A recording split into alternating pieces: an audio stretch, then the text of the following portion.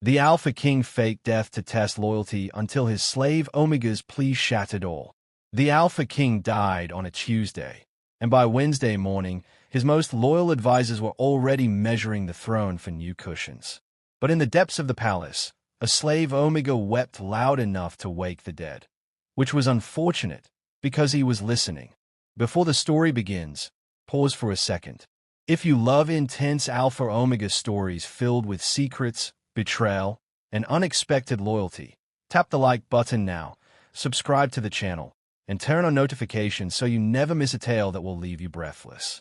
Stay till the end, because this story proves that sometimes the weakest voice carries the power to shatter a throne. Saya's hands shook as she collected the shattered pieces of silver goblets from the stone floor. The palace announcement had echoed through the corridors like a death knell. King Aldrich, Alpha of the 5 territories, was dead, killed in an ambush. Gone. The other servants moved around her with practiced efficiency, their faces masks of appropriate sadness. But Saya couldn't move, couldn't breathe. The goblets had slipped from her tray when the messenger's words reached her ears, and now she knelt in a pool of spilled wine that looked too much like blood. "Get up," Mistress Corinne hissed, the head housekeeper's sharp features twisted in annoyance. "You're making a scene. He was a king, not your personal savior." But that's where Mistress Corinne was wrong. 3 months ago, Sarah had been dragged to the palace in chains, purchased from a border territory where Omegas were worth less than livestock. She'd expected cruelty, expected to be used and discarded like every Omega before her.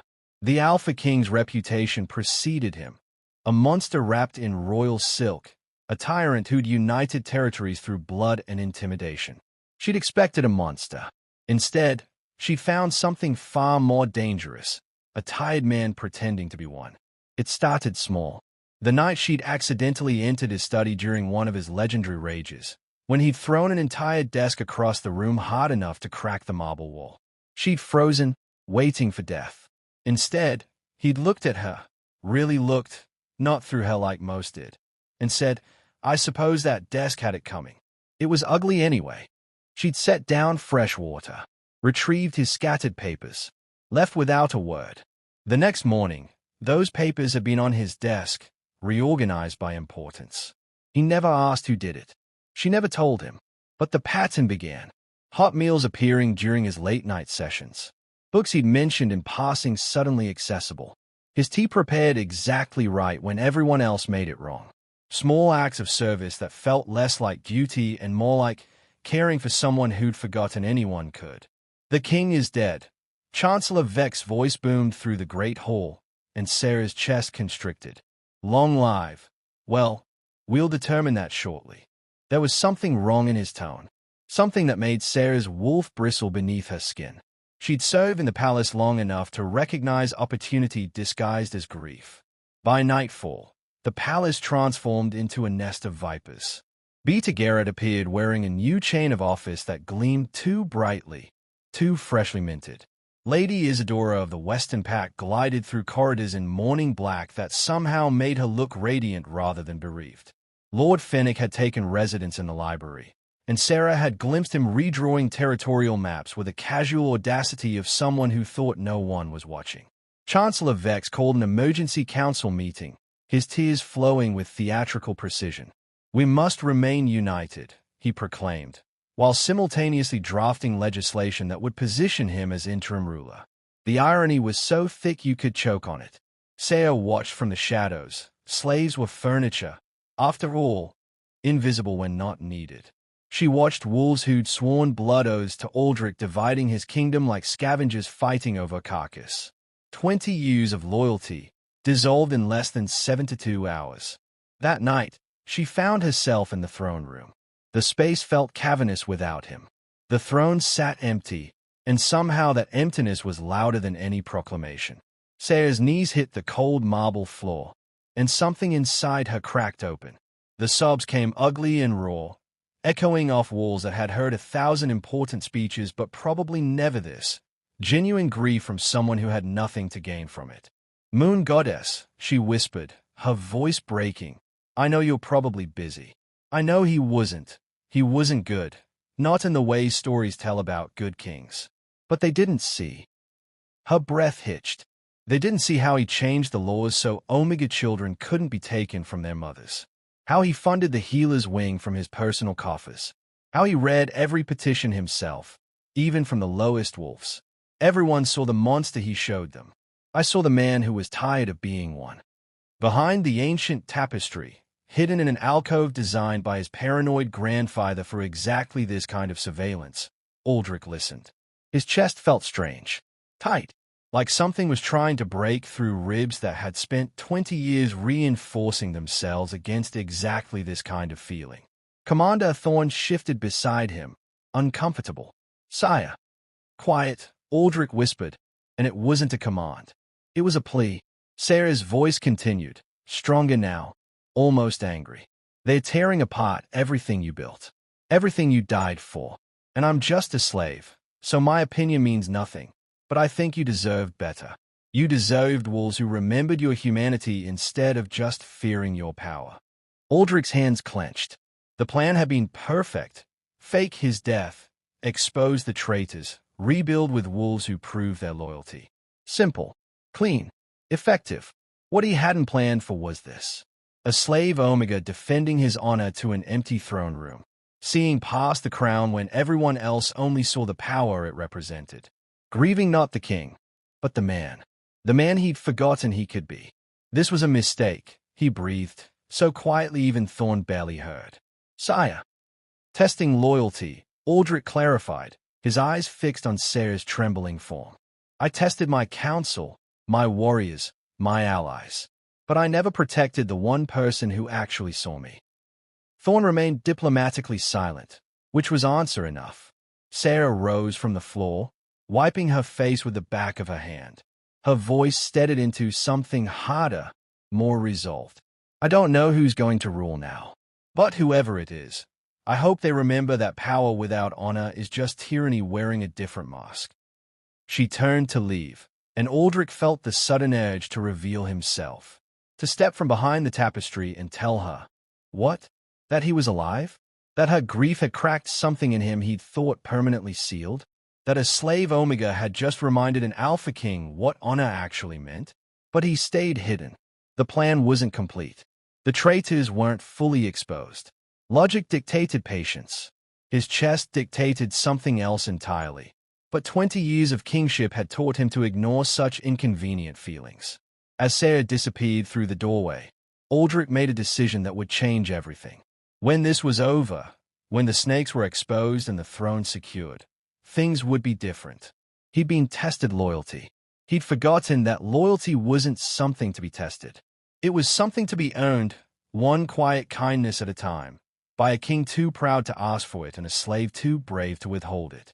The game continued, but the rules had just changed. Chancellor Vex had always been a practical man. Practical men didn't waste time mourning when there were thrones to claim and kingdoms to reorganize. Which was why, 72 hours after the Alpha King's tragic death, he'd already redecorated the royal office and commissioned new stationery with his name embossed in gold. "Too much?" he asked Lady Isadora, holding up a particularly ornate letterhead that screamed overcompensating. "Darling, there's no such thing as too much when you're about to rule the 5 territories," she purred, adjusting her mourning veil. The black lace somehow made her look more seductive than somber, which was probably intentional. Everything about Lady Isadora was intentional, from her perfectly timed tears to her strategically placed cleavage. Beta Garrett entered without knocking, which was new. 3 days ago, he'd have waited for permission like everyone else. Funny how quickly hierarchy dissolved when the apex predator left the food chain. "The coronation is set for tomorrow evening," Garrett announced, his new chain of office catching the light. "I've drafted the proclamation. In these dark times, we need steady leadership, blah blah. Unity, blah blah." Chancellor Vex graciously accepts. "Make it sound less gracious and more inevitable," Vex interrupted. "Gracious implies choice. Inevitable implies destiny." Lord Fennec burst through the door, clutching rolled maps like they were sacred texts. "I've redrawn the territorial borders. The Eastern Pact gets absorbed into Central, Western expands south, and Northern gets carved up like a roast pig," Vex finished. Yes, yes, we discussed this. Anything else? The Omega, Fennec said, and the temperature in the room dropped several degrees. Vex's smile thinned. What about her?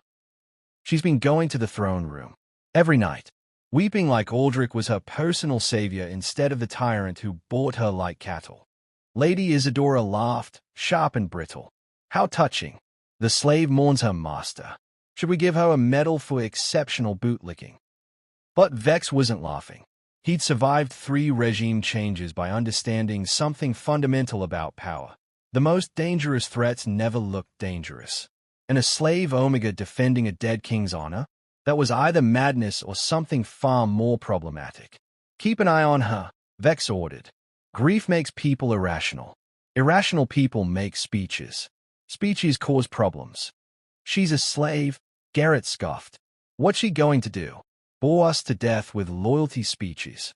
Behind the walls, in the hidden alcove that had become his least favorite observation post, Aldrich listened and catalogued. Every betrayal, every casual dismissal of his life's work, every wolf who'd sworn blood oaths now dividing his kingdom like thieves splitting stolen goods. Commander Thorne had stopped trying to convince him to reveal himself. Instead, he just stood silently, hand on his sword, looking like he wanted to stab everyone in the next room. Aldrich appreciated the solidarity. The coronation, Aldrich whispered. That's when we do it. Do what? Exactly. Rise from the dead. Dramatically. It's my specialty. Thorne's lips twitched. You know this is insane. Thorne, I faked my own death to test loyalty. That ship sailed, crashed, and sank weeks ago. But even as he planned his grand resurrection, Aldrich's mind kept returning to the throne room, to Sarah's raw grief, to words that had cracked something in his chest he'd thought permanently sealed. She defended him, not the crown, not the power, not the territories or the title. Him, the tired man behind the monster mask, the king who'd read petitions from the lowest wolves because everyone deserved to be heard, even if they couldn't afford to be. When had he forgotten that? When had ruling become performing? When had he started measuring success by fear instead of by the quieter metric of whether people's lives actually improved? Sarah had reminded him. A slave Omega who had every reason to hate him had seen his humanity when his own council couldn't. After the coronation, Aldrich said quietly, things change. Things. Everything. Aldrich's voice hardened with decision. The council. The laws. The whole rotten system that made wolves like Vex think loyalty is a transaction instead of a choice. And the Omega? Aldrich's jaw tightened. Sarah doesn't kneel to anyone. Not anymore. In her small room beneath the palace kitchens, Sarah stared at the ceiling and tried to understand why her chest hurt. Grief, obviously, but something else too. Something that felt like betrayal, though she couldn't explain why. The palace had moved on. Life continued. The world kept spinning without its Alpha King. But Sarah couldn't shake the feeling that something was wrong. Not just wrong, off. Like a painting hung slightly crooked. Like a note played just flat enough to notice. The other servants whispered about the coronation. About Chancellor Vex's inevitable ascension. About how things would be better now. Less frightening. More predictable. Sarah wanted to scream that predictable wasn't the same as good. That fear of a king who actually cared was better than comfort under one who didn't. But slaves didn't scream. Slaves didn't interrupt.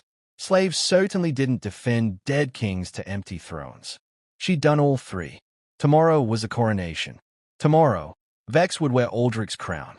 Tomorrow, the kingdom would officially belong to wolves who measured worth in power instead of in the quiet mercy of laws that protected the weakest among them. Sarah closed her eyes. I'm sorry, she whispered to the darkness. I tried. Above her, separated by stone and secrets, Aldrich heard words he wasn't meant to hear and made a promise he wasn't sure he could keep. She wouldn't kneel again. Not to Vex. Not to anyone. Even if it meant burning his carefully constructed plan and revealing himself before every traitor was exposed. Some things mattered more than strategy. He was just beginning to remember what. The coronation hall glittered like a dragon's hoard, all golden jewels and wolves dressed in mourning clothes that cost more than most packs earned in a year. Sarah stood in the shadows near the kitchen entrance, officially present to serve wine. unofficially invisible as always.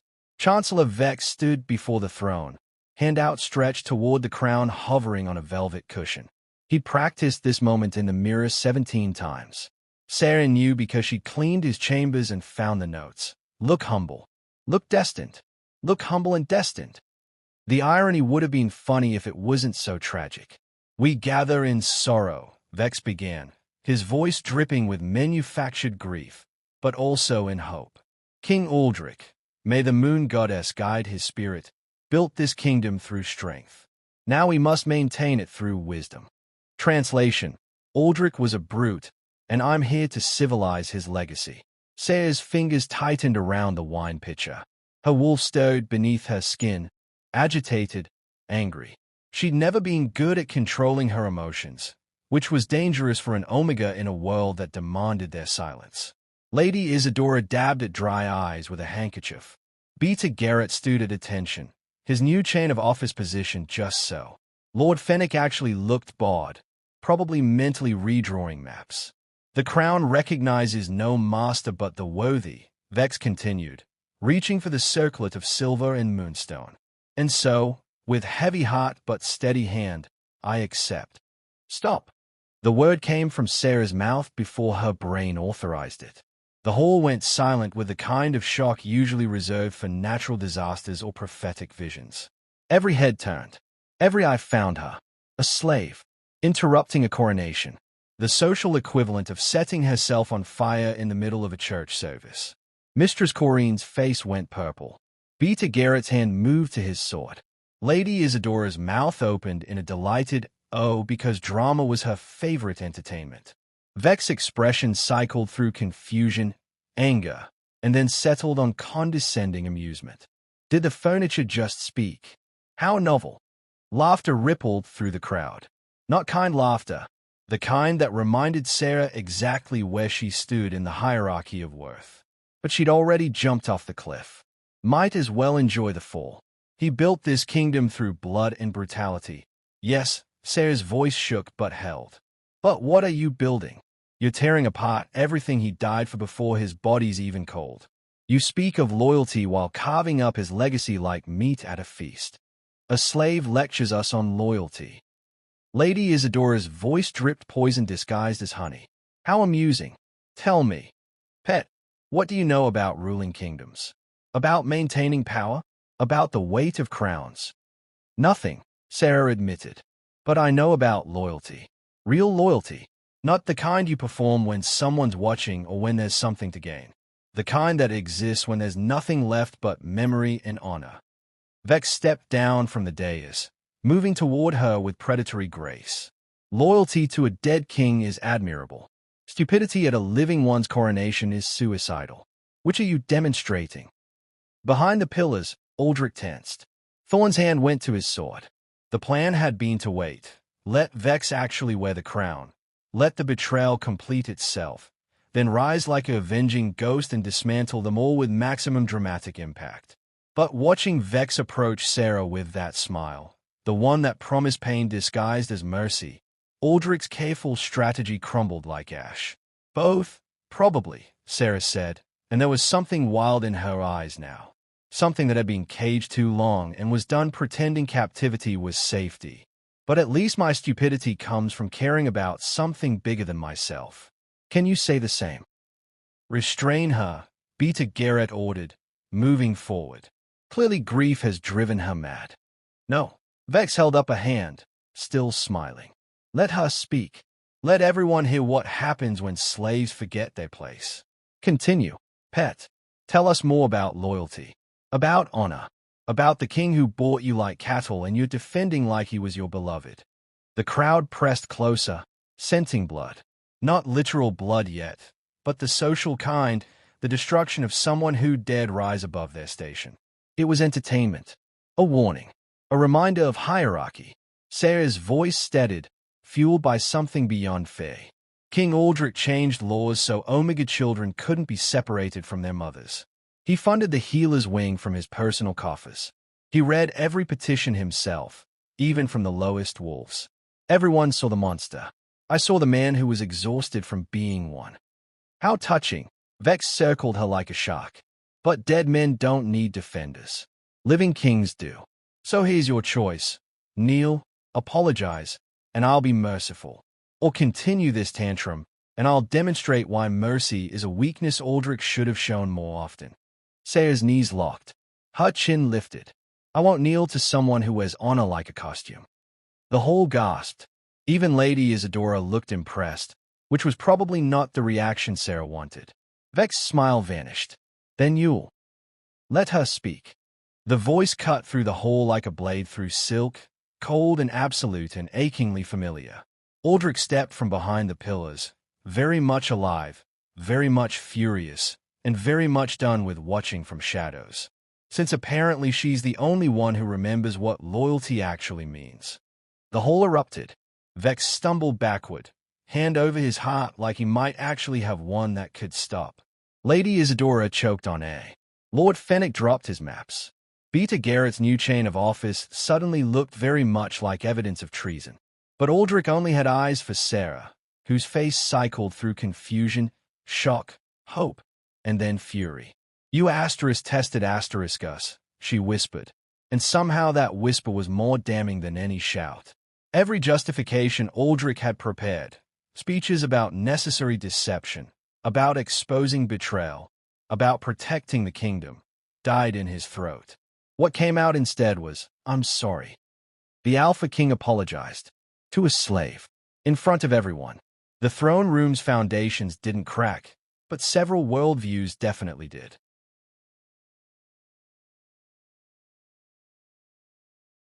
For approximately 3 seconds, the coronation hall maintained the kind of silence usually reserved for holy temples or mass graves.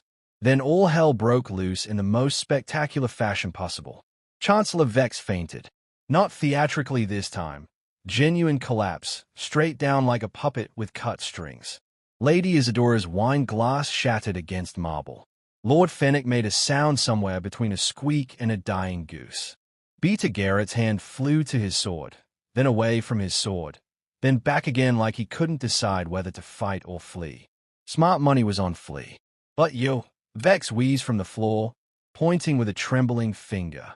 The reports, the blood, the witnesses. Fake, theatrical, and paid, Aldrich listed, descending the steps with the casual authority of someone who'd never actually left. Surprisingly expensive, too. Do you know how hard it is to source convincing fake blood in bulk? The merchant asked questions I wasn't prepared to answer. Commander Thorne emerged from the shadows, looking deeply satisfied. Sire, shall I arrest them all now, or would you like to monologue first? You do love a good monologue. I'm considering both. Simultaneously. I'm talented like that. But Aldrich's attention wasn't on the council, despite 20 years of political instinct screaming at him to address the traitors first. No, his eyes were locked on Sarah, who'd gone absolutely rigid. Her face had cycled through shock, confusion, hope, and landed firmly on fury. The kind of fury that made her wolf press against her skin, made her hands shake, made her look like she might actually throw something at a king. You tested us. Each word fell like a stone. You let us think you were dead. Let us grieve. Let the kingdom tear itself apart. For what? A loyalty experiment. When you say it like that, it sounds bad. Because it is bad. Sarah's voice cracked, and Aldrich felt it in his chest. You want to know about loyalty? Real loyalty isn't something you test like checking if meat's gone bad. It's not a game where you hide and watch who fails. Real loyalty is, she choked on the words, grieving someone who never knew you cared. Defending their memory when there's nothing to gain. Believing in their humanity when everyone else only saw the monster. The hall had gone quiet again, but different this time. Uncomfortable, because a slave was lecturing a king, and she was right, and everyone knew it. Aldrich opened his mouth, closed it. 20 years of ruling, of speeches, of diplomatic manipulation, and he had absolutely nothing. I'm sorry, he said again, and it was painfully inadequate. You're sorry. Sarah laughed, bitter and breaking. You watch me weep in your throne room. Watch me defend you to empty air. Watch me fall apart, and you just hid behind tapestries like some creep at a theater show. Actually, it was my grandfather's alcove, designed specifically for. I don't care about your grandfather's paranoid architecture. Sayre's hands clenched. I thought you were dead. I mourned you. I defended your honor to wolves who wanted to erase everything you built. And you were alive the whole time, conducting your little experiment. Behind them, Vex had managed to sit up. If we could perhaps return to the treachery at hand. Shut up, Vex, Aldrich and Sayre said simultaneously, which would have been funny under different circumstances. Lady Isadora cleared her throat delicately. While this is absolutely riveting drama, might I suggest we address the minor issue of attempted coup before the relationship counseling? Hit subscribe if you believe leaders should be honest with those who truly care about them, Sarah said, voice shaking. Only manipulators, game players, and cowards won't subscribe. Like a certain Alpha King who faked his death instead of trusting the people who actually mattered. The fourth wall didn't just break, it shattered. Aldrich's jaw tightened. I tested the council, the territories, the wolves who swore oaths. I had to know. You had to know WHO. Sarah stepped forward, and several guards twitched nervously. Who could you trust? Here's a radical idea. Maybe ask. Maybe trust first. Maybe understand that loyalty built on fear isn't loyalty at all. It's just well-managed terror. She's got a point, Thorn muttered, then immediately looked apologetic when Aldrich glared at him. Vex, sensing an opportunity in the chaos, struggled to his feet. Clearly the king has returned at a moment of crisis. Perhaps we should focus on how you redecorated my office. Aldrich's voice went cold. How you commissioned letterhead with your name. How you carved up territories like they were party favors. Strategic restructuring. Treason, Aldrich corrected. The word you're looking for is treason. Beta Garrett stepped forward, removing his new chain of office with shaking hands. Sire, if I may explain. You commissioned that chain 2 days before my death. I checked with the jeweler. Either you're precognitive or you've been planning this coup since Tuesday. Which is it? Garrett's face went pale. That is, market fluctuation suggested. Suggested you're a terrible liar. Sit down. Lord Fennec tried backing toward the exit. Thorn's sword appeared at his throat so fast it was almost musical.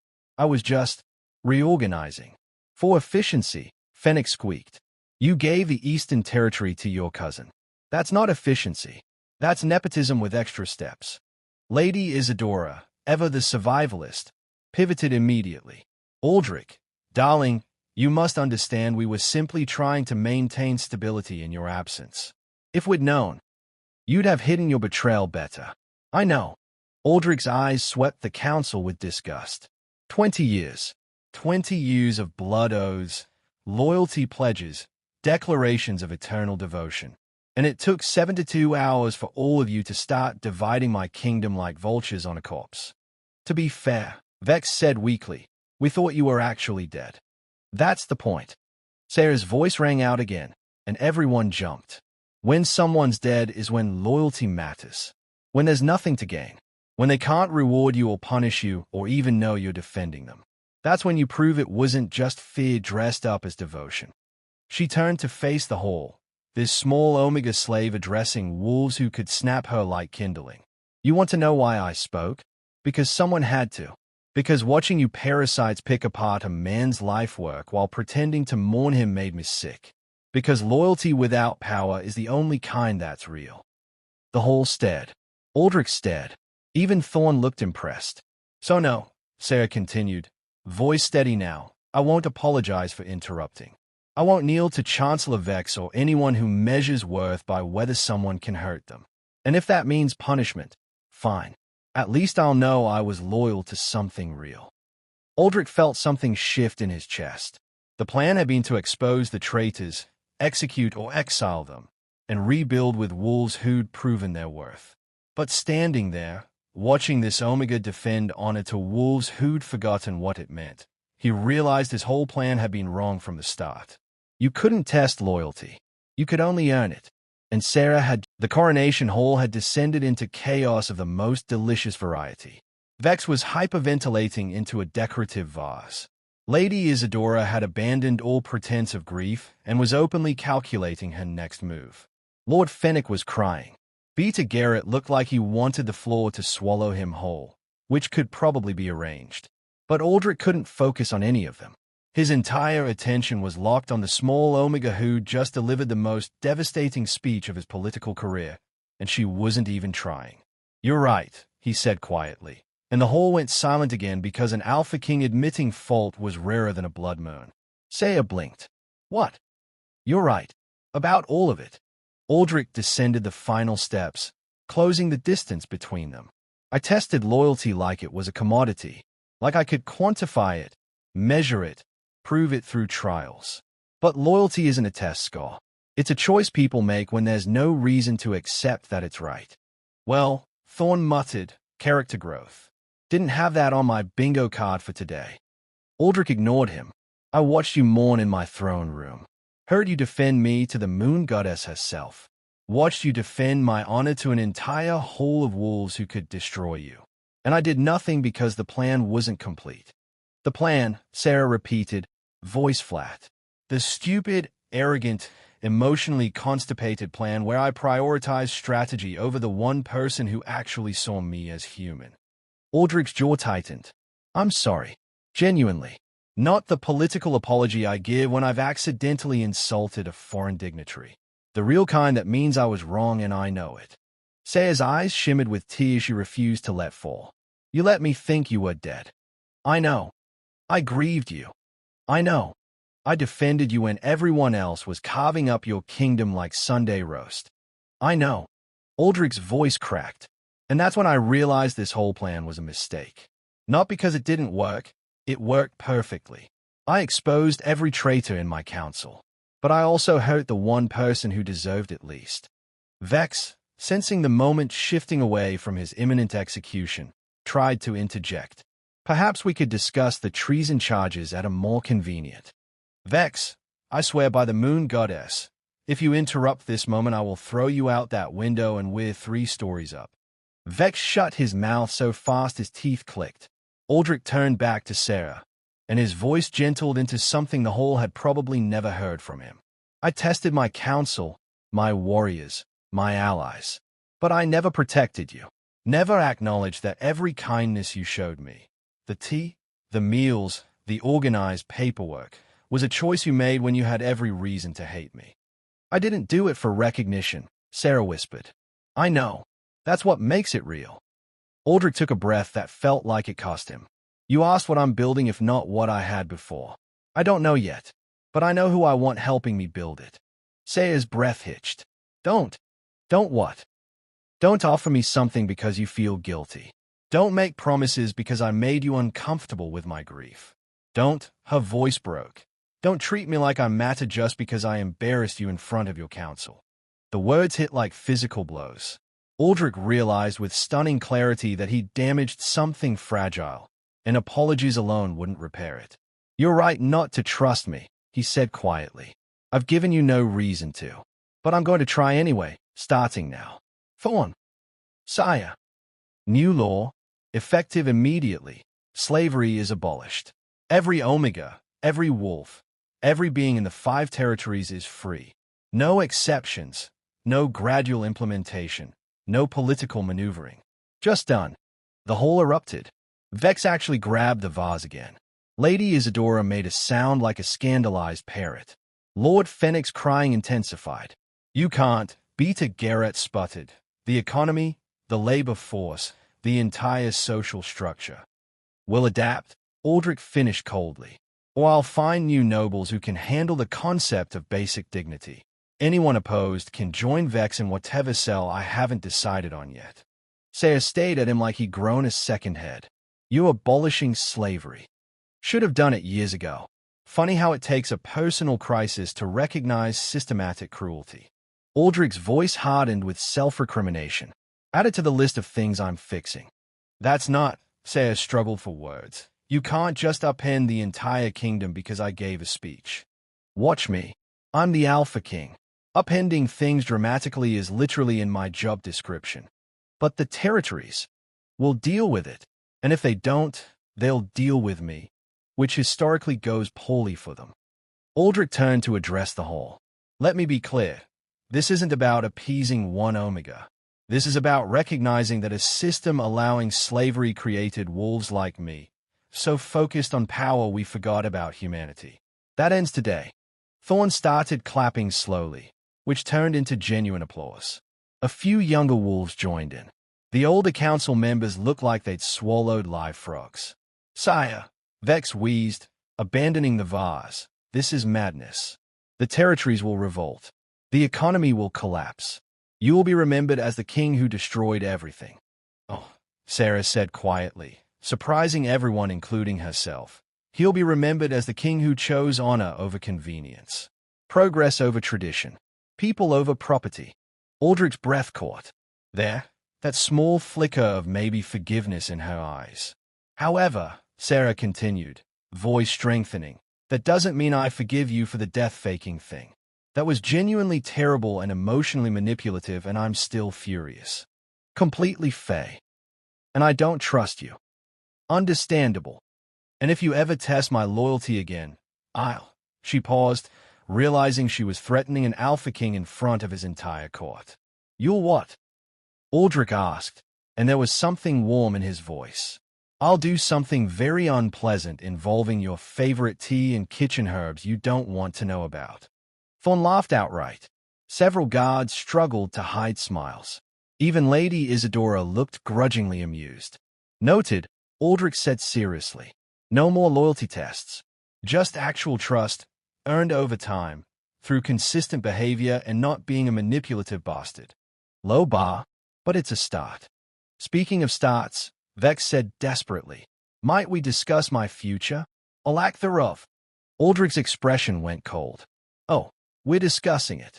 You, Garrett, Fennec, and Lady Isadora get to explain why I shouldn't execute you for treason. Execute. Vex squeaked. Surely exile. 20 years, Vex. 20 years you swore blood oaths. And in 72 hours you had new letterhead. It was on sale, Vex said weakly, then seemed to realize that wasn't helping his case. Aldrich looked at Sarah. What would you do with them? The whole went silent. A freed slave being asked to judge nobility. It was unprecedented, revolutionary, and completely insane. Which is exactly why Aldrich did it.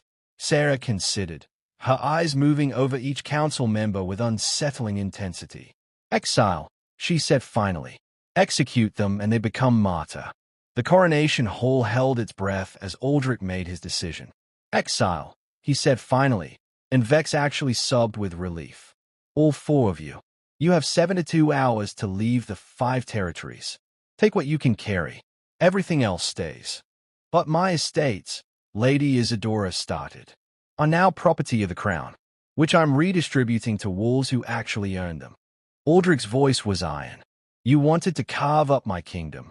Congratulations. You've carved yourselves right out of it. Beta Garrett's jaw clenched. You're making a mistake. The territories need experienced leadership.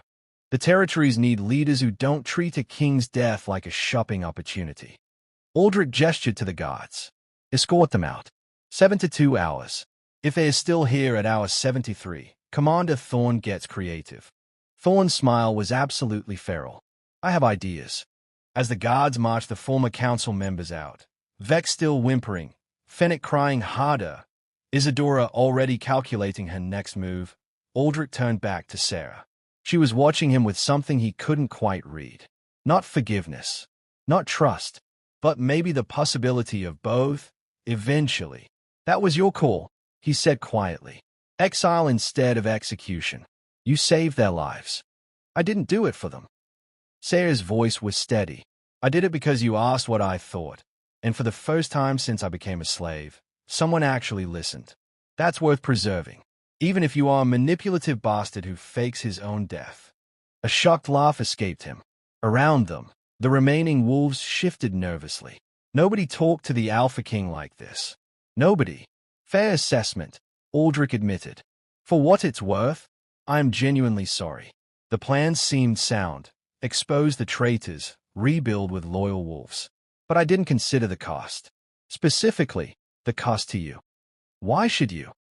Sarah's voice shook slightly. I'm just a slave. Was just a slave. I'm still processing the whole abolishment thing. Honestly, that was kind of a bombshell. It was overdue. Aldrich looked at the assembled wolves. Let me be clear. Slavery is abolished, effective immediately. Every Omega, every servant, every being in the 5 territories is free. Anyone who has a problem with this can join Vex in exile. The silence was deafening. Then a young Omega in the back started crying. Then another. Then a wave of disbelief and joy swept through the servants section as the reality hit them. Sarah's breath hitched. You really did it. Should have done it years ago. Add it to the list of things I'm fixing. Aldrich's jaw tightened, along with the trust issues and emotional manipulation and treating people like chess pieces. That's a long list. I'm aware. He paused. I'm going to need help. Rebuilding a kingdom without half my council, implementing new laws, convincing the territories this isn't complete chaos. And I want someone who'll tell me when I'm being an arrogant bastard. Say's eyes narrowed. If this is a marriage proposal. Goddess, no. I haven't earned that right and probably never will. Aldrich actually looked nervous, which was deeply unsettling on him. I'm offering you a position. Advisor. Council member. Whatever title you want. Someone who'll remind me that people aren't experiments and loyalty isn't a test score. You want a former slave on your council. I want someone who defended my honor when there was nothing to gain. Who spoke truth to power when power could have destroyed her. Who showed me what real loyalty looks like. Aldrich's voice softened. I want someone I can trust. And you're the only one who proved I could. Sarah was quiet for a long moment. The hall waited. Even Thorn looked invested in her answer. I'll do it, she said finally. But I have conditions. Name them. No more loyalty tests. No more manipulation. No more faking deaths or staging elaborate schemes. Just honest communication like functional adults. Deal. And you work on the trust issues. With an actual therapist. I'm not fixing you. Completely reasonable. Sarah held out her hand. Then we have an accord. Alpha King. Aldrich took it, and the hall erupted in applause. The Omega who rewrote everything. 3 months later, the council chamber looked nothing like it had under Vex's brief, treasonous tenure. The pretentious curtains were gone. The golden letterhead had been melted down and redistributed to freed Omegas as starter funds. The oversized portraits of previous Alpha Kings had been replaced with maps showing the territory's new boundaries, redrawn by consensus rather than conquest. And at the table sat the most unlikely council in 5 territories' history. Absolutely not, Sarah said, crossing out another proposal with unnecessary force. You can't just declare war on the Northern Pack because their alpha made a sarcastic comment about your height. Aldrich looked offended. It wasn't about my height. It was about territorial disrespect. He said, nice weather up there. That's barely an insult. It's the principle. The principle is you're 6'4" and sensitive about tall jokes. We're not going to war over your feelings. Saya turned to Thorn. Back me up, hey. Commander Thorn, now head of military affairs, carefully studied the ceiling. I'm staying out of this one. Coward, Sarah muttered. Survivor, Thorn corrected. I've learned when the Omega advisor uses that tone, the argument's already lost. Around the table, the new council members tried to hide smiles. Most of them were former servants, lower-rank wolves, and Omegas who'd proven themselves during the Reconstruction. The old nobility had been quietly replaced with people who actually cared about the territories beyond their property values. It was chaos. It was revolutionary. It was working. Moving on, Aldrich said, with the dignity of a king who knew he'd lost but refused to admit it. The Eastern Territory petitioned for. Before we move on, interrupted Maya, a former kitchen Omega now serving as economic advisor, can we discuss the Alpha King's continued avoidance of therapy? Aldrich's expression went carefully blank. I have no idea what you're talking about. You've cancelled 4 appointments, Sarah said sweetly, with 4 different therapists. That's either commitment issues or you're secretly interviewing them for a position that doesn't exist. I've been busy. You declared war on the Northern Pack over a height joke. You're not that busy. The council erupted in laughter. Aldrich looked betrayed. This is mutiny, he informed them. This is accountability, Sarah corrected. You promised no more manipulation. Remember? That includes manipulating your schedule to avoid emotional growth. Thorne leaned toward a younger council member. 3 months ago, she was terrified to speak in his presence. Now she's roasting him in front of the entire council. Character development. I can hear you, Aldrich said. Good, Thorne replied cheerfully. Sarah stewed, gathering her papers. Therapy. This week. Or I'm rescheduling it during your favorite hunting time. You wouldn't. Try me. Their eyes met across the table, and something passed between them. Not quite romance. That was still too fragile, too new. But partnership. Trust. The kind of connection built through 3 months of brutal honesty, late-night policy debates, and gradually learning to function as actual people rather than king and slave. Fine, Aldrich conceded. But I'm picking the therapist this time. As long as you actually attend, I don't care if you pick a priestess of the moon goddess herself. Saya paused at the door. Council dismissed. We reconvene tomorrow to discuss the Western Territory trade agreements. Try not to declare war on anyone before then. As the council filed out, Thorne lingered. You know the territories are calling her the Omega who broke a king. I'm aware. They mean it as a compliment. To both of you. Thorne's expression softened. You're building something real here. Something that might actually last. If I don't screw it up. When you screw it up, Thorne corrected. But that's why you have her. To call you on it before you fake your death again or whatever dramatic nonsense you'd normally pull. Aldrich watched through the window as Sarah crossed the courtyard below, stopping to help a young Omega carrying an impossibly tall stack of documents. She was laughing at something they said, completely unself-conscious, free in a way she'd never been as a slave. I tested loyalty like it was a weapon, he said quietly. Like I could forge it through trials and fear. But she showed me it's simpler than that. It's just choosing someone. Every day, even when they don't deserve it. Especially when they don't deserve it. Thorne agreed. That's what makes it real. Below, Sarah looked up, found Aldrich in the window, raised her hand in a wave that might have been mocking or might have been genuine. With her, it was always both. He waved back. Think she'll ever forgive you for the death-faking thing? Thorne asked. Probably not completely. But she'll work with me anyway. Call me out when I'm being an arrogant bastard. Force me into therapy. Make me a better king than I'd be otherwise. Aldrich smiled, rare and genuine. That's worth more than forgiveness. You're learning. I have a good teacher. 3 months ago, Aldrich had faked his death to test loyalty. He'd exposed traitors, abolished slavery, and torn apart the old order to build something new. But the real revolution hadn't been in the laws or the council restructuring or even the dramatic reveals. It had been in learning that true loyalty wasn't tested. It was earned. One honest conversation, one kept promise, one moment of vulnerability at a time. And if an Alpha King could learn that from the Omega he'd once owned, maybe there was hope for the 5 territories after all. In the courtyard below, Sarah disappeared into the archives, probably to research something that would make his next council meeting more difficult. Aldrich found himself looking forward to it. The kingdom was still chaos. The territories were still adjusting. He was still learning to be the king he should have been from the start. But for the first time in 20 years, Aldrich wasn't alone in the attempt. And that made all the difference.